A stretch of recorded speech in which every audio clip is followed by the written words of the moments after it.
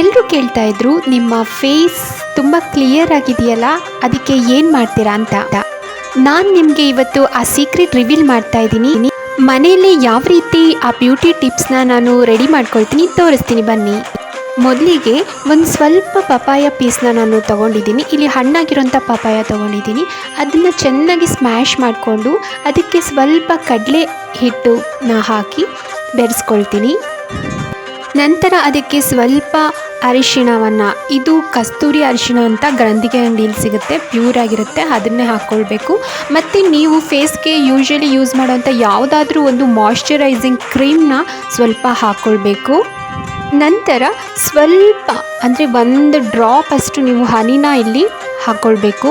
ಅದನ್ನು ಚೆನ್ನಾಗಿ ಮಿಕ್ಸ್ ಮಾಡಿಕೊಂಡು ಈ ಮಿಕ್ಸ್ಚರ್ನ ನೀವು ಫೇಸ್ಗೆ ಅಪ್ಲೈ ಮಾಡಿ ಸ್ಕ್ರಬ್ ಮಾಡಿ 10 ಮಿನಿಟ್ಸ್ ಬಿಟ್ಟು ವಾಶ್ ಮಾಡಿದ್ರೆ ನಿಮ್ಮ ಫೇಸ್ ಕ್ಲಿಯರ್ ಆಗಿ ಶೈನಿಂಗ್ ಆಗಿರುತ್ತೆ. ನೀವು ಟ್ರೈ ಮಾಡಿ.